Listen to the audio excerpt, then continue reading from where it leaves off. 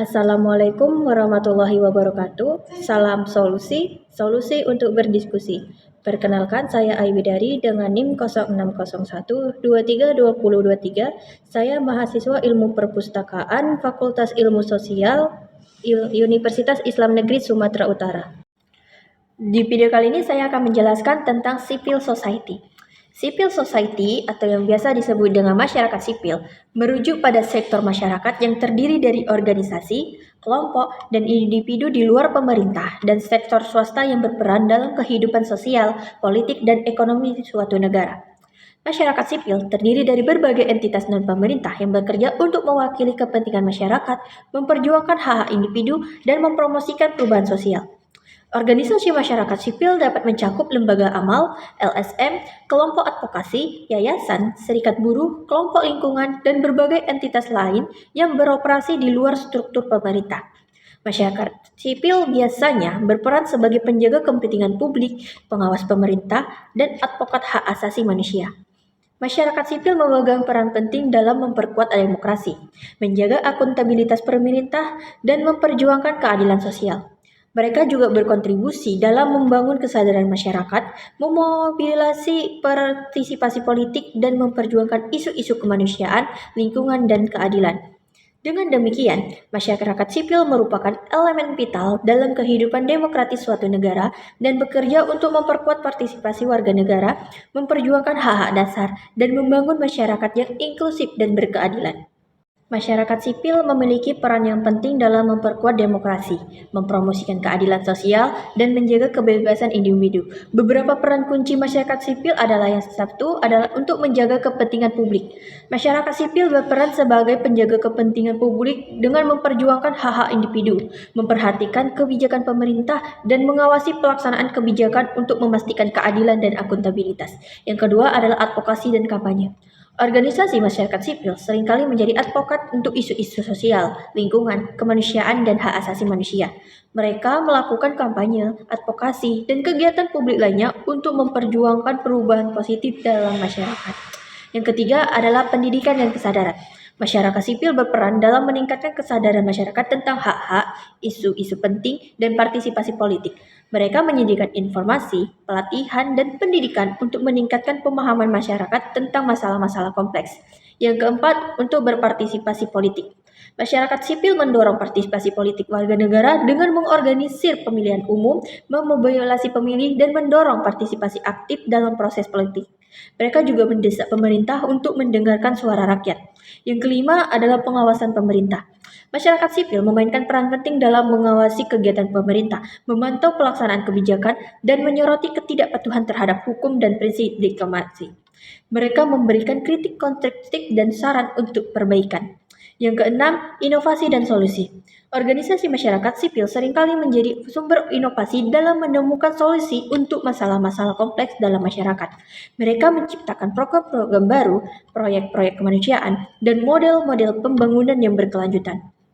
Dengan peran-peran tersebut, masyarakat sipil menjadi salah satu pilar penting dalam menjaga demokrasi yang sehat, memperjuangkan keadilan sosial, dan memastikan partisipasi aktif warga negara dalam kehidupan politik dan sosial. Masyarakat sipil juga menghadapi sejumlah tantangan yang dapat mempengaruhi kemampuan mereka dalam memperjuangkan kepentingan masyarakat dan mempromosikan perubahan sosial. Beberapa tantangan utama yang dihadapi oleh masyarakat sipil adalah sebagai berikut. Yang pertama adalah pembatasan kebebasan berpendapat. Beberapa negara menerapkan pembatasan terhadap kebebasan berpendapat, berkumpul, dan berserikat, yang dapat menghambat aktivitas masyarakat sipil dalam melakukan advokasi dan kampanye untuk perubahan sosial. Yang kedua, terdapat intimidasi dan kekerasan. Anggota masyarakat sipil sering menghadapi intimidasi, ancaman, dan kekerasan dari pihak-pihak yang tidak setuju dengan pandangan atau kegiatan mereka. Hal ini dapat menciptakan lingkungan yang tidak aman bagi aktivis dan organisasi masyarakat sipil. Yang ketiga, adanya keterbatasan sumber daya. Banyak organisasi masyarakat sipil menghadapi keterbatasan sumber daya, termasuk dana, personel, dan infrastruktur. Keterbatasan ini dapat membatasi kemampuan mereka dalam melakukan kegiatan advokasi, kampanye, dan program-program pengembangan. Yang keempat adalah ketersetaraan akses. Tidak semua kelompok dalam masyarakat memiliki akses yang sama terhadap partisipasi politik, informasi, dan sumber daya. Ketidaksetaraan akses dapat menghambat representasi yang inklusif dan merugikan kelompok-kelompok yang rentan. Yang kelima adalah adanya tekanan politik. Masyarakat sipil seringkali menghadapi tekanan politik dari pemerintah, partai politik, atau kepentingan bisnis yang berusaha menghambat kegiatan mereka. Tekanan politik dapat membatasi kebebasan dan kemandirian masyarakat sipil dalam memperjuangkan kepentingan masyarakat. Keenam adalah ketidakpastian hukum. Perubahan kebijakan yang tidak konsisten, ketidakpastian hukum, dan ketidakjelasan regulasi dapat menghambat aktivitas masyarakat sipil dalam merencanakan dan melaksanakan program-program mereka dengan efektif. Dengan mengatasi tantangan-tantangan ini, masyarakat sipil dapat memperkuat peran dan kontribusi mereka dalam membangun masyarakat yang inklusif, berkeadilan, dan berkelanjutan. Penting bagi pemerintah, lembaga internasional, dan masyarakat secara luas untuk mendukung dan melindungi peran masyarakat sipil dalam memperjuangkan kepentingan masyarakat dan mempromosikan perubahan positif dalam masyarakat. Nah, kesimpulannya adalah masyarakat sipil adalah memainkan peran yang sangat penting dalam memperjuangkan kepentingan masyarakat, mempromosikan nilai-nilai sosial, dan membangun masyarakat yang lebih adil, demokratis, dan berkelanjutan. Civil society juga merupakan garda terdepan dalam memperjuangkan keadilan, demokrasi, dan kesejahteraan sosial ini. Masyarakat sipil berperan dalam advokasi, pemberdayaan masyarakat, perlindungan hak asasi manusia, dan pengawasan terhadap kebijakan pemerintah. Pertanyaan untuk presentasi ini adalah, mengapa civil society dikekang di Indonesia versus apa solusi yang tepat menurut saudara? Nah, karena civil society adalah sebuah konsep dalam bentuk masyarakat yang banyak diperbincangkan dari dulu hingga sekarang. Ya, konsep yang terdengar sedikit utopis memang bila kita bercermin dalam masyarakat negara Indonesia kita tercinta ini. Di dalam ruang tersebut, masyarakat dapat melakukan partisipasi dalam pembentukan kebijakan publik dalam suatu negara.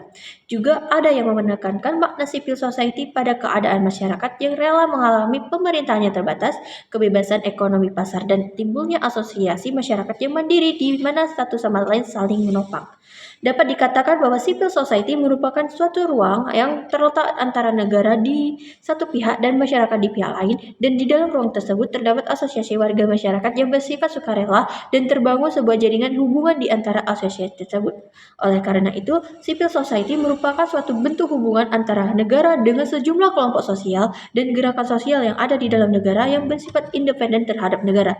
Jadi, hal ini disimpulkan bahwa civil society adalah sebuah masyarakat yang baik secara individual maupun secara kelompok di dalam kehidupan bernegara dapat berinteraksi dengan negara secara independen. Namun, dalam beberapa komponen yang terpenuhi untuk membentuk apa yang dinamakan civil society yaitu otonom atau kemandirian. Akses masyarakat terhadap lembaga negara, arena publik yang otonom, dan arena publik yang terbuka. Sejak Orde Baru, gerakan masyarakat sipil muncul sebagai ekspresi kontradiktif dari otoritarisme dan hegemoni negara. Gerakan ini sebagian besar merupakan register antara berbagai kebijakan negara. Dalam hubungan interaksi antara negara dan masyarakat, civil society menempati suatu posisi yang menentukan. Ketika masyarakat mampu melampaui pengawasan dominasi negara dan menjadi lebih mandiri, maka prospek demokratis dapat lebih terbuka. Dalam situasi ini, hubungan antara negara dan masyarakat cenderung lebih simetris. Bahkan, untuk beberapa kasus menunjukkan bahwa hubungan antara negara lemah dan masyarakat lebih kuat. Hal ini membuka peluang masyarakat untuk mengontrol persoalan-persoalan politik mereka. Negara pada saat ini telah mengalami krisis legitimasi sebagai akibat kebijakan yang tidak dapat mengakomodasi kepentingan rakyat banyak.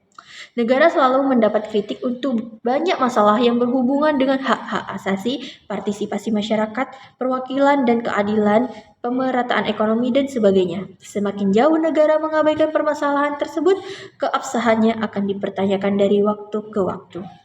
Sejumlah elit politik melihat kebangkitan civil society sebagai momentum yang dapat mempercepat proses pergantian kepemimpinan nasional. Tidak mengherankan jika suksesi kemudian diangkat sebagai topik yang mendesak untuk dibicarakan. Ya, malangnya, tidak sedikit kaum elit yang merasa perlu untuk memanfaatkan ketiga model gerakan itu sebagai alat untuk mendongkrak posisinya agar dapat ikut bermain di dalam percaturan politik prasuksesi. supaya kelihatan mengakar ke bawah. Isu seperti kesejahteraan yang hanya dinikmati oleh golongan tertentu, korupsi, ketidakadilan, dan sebagainya sengaja dikobarkan untuk membentuk citra sebagai pahlawan di mata orang banyak. Dan untuk masuk ke dalam ketiga jenis gerakan civil society itu sekaligus, kesadaran golongan sengaja dibangkitkan untuk merekrut kaum intelektual, tokoh agama, tokoh masyarakat, mahasiswa, bahkan birokrat.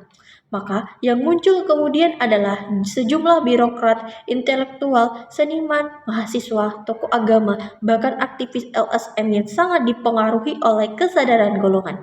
Ketika mereka mulai berbicara secara terbuka tentang pentingnya solidaritas golongan, maka lapisan masyarakat bawah pun akan mencernanya sebagai suatu justifikasi bahwa saat ini kesadaran golonganlah yang paling penting bagi kehidupan mereka.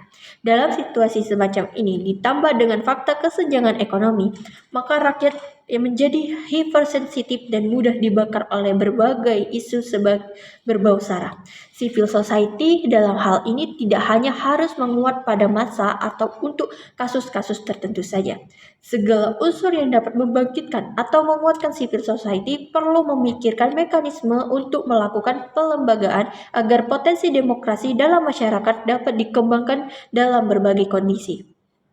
Aktor-aktor seperti elit politik lokal, dukungan dari para intelektual, LSM, bahkan pemerintah sendiri diperlukan untuk mengawasi potensi civil society agar tetap menjadi pilar bagi pembangunan demokrasi.